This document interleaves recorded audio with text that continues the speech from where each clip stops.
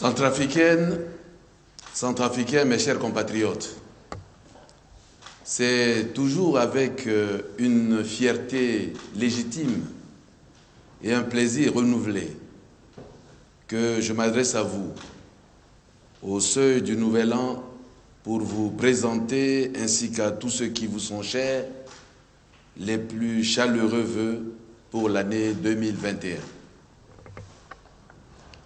Comme toute nouvelle année, l'année 2021 fait naître une nouvelle espérance pour chacun de nous et pour notre pays. Mes chers compatriotes, j'ai le pénible devoir de vous dire ce soir que nous sommes en guerre. La République est en guerre. Sa survie est menacée. Cette guerre asymétrique, nous devons la gagner.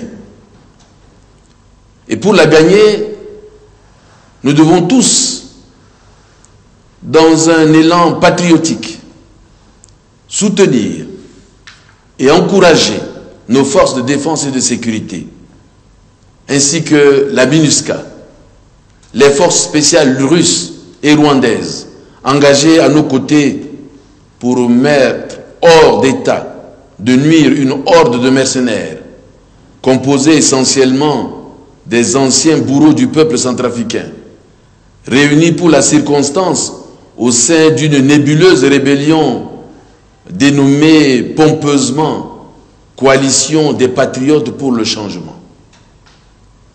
Comme vous le savez, à la tête de cette association de malfaiteurs qui vient de manquer une énième tentative de coup d'État, se trouve l'ancien président François Bozizé, appuyé par ses alliés politiques. Les attaques coordonnées, déclenchées à quelques jours des élections présidentielles et législatives, avaient pour but de renverser les institutions de la République et de mettre fin au processus démocratique en vue d'instaurer une énième transition, un autre régime de prédation. Dans leur frénésie, les malfaiteurs tuent, violent nos femmes, nos sœurs et nos filles, détruisent les récoltes, les infrastructures socio-économiques du pays et pillent nos ressources naturelles. Face à cette agression armée injustifiée, notre pays a le droit naturel de légitime défense pour maintenir la paix et la sécurité. Ainsi, au regard des menaces graves et imminentes contre les institutions de la République et le fonctionnement normal des pouvoirs de l'État, l'intégrité du territoire et l'exécution de nos engagements internationaux, j'ai fait recours à nos accords de coopération militaire afin de rétablir l'ordre public et le fonctionnement régulier des pouvoirs publics.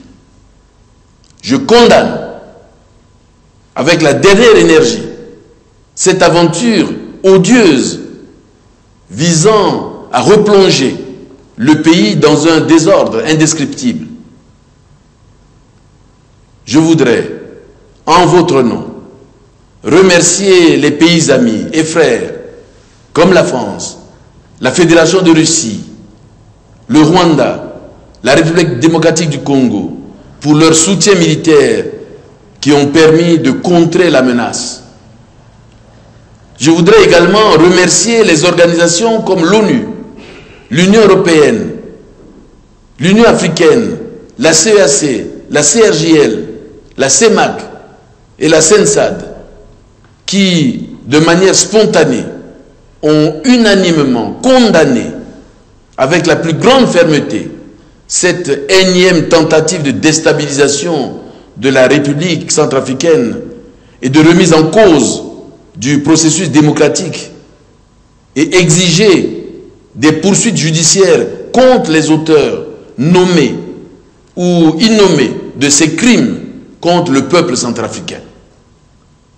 Je demande donc à nos forces de défense et de sécurité de faire preuve de patriotisme et de courage, de discipline et d'esprit de sacrifice dans le combat contre l'ennemi en vue de sauver la patrie.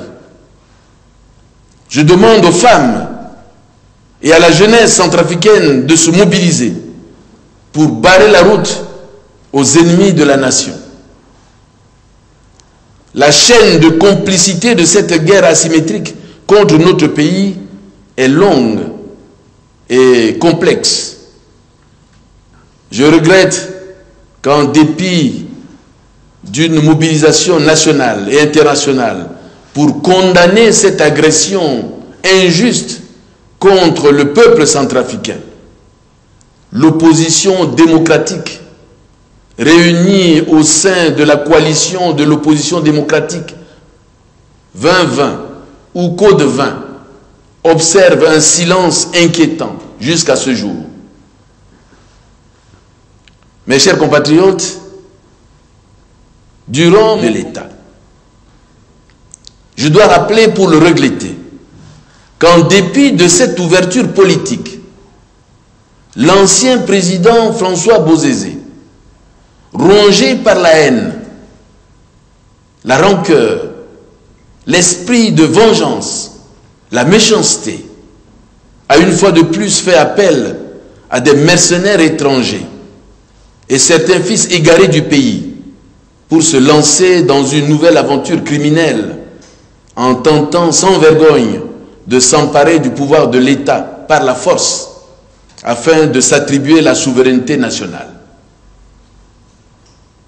Mes chers compatriotes, l'un des défis de l'année 2020 est l'organisation réussie des élections présidentielles et législatives du 27 décembre 2020, preuve de la fermeté de notre foi dans la paix et notre attachement à la démocratie comme seul mode de gouvernance de notre pays.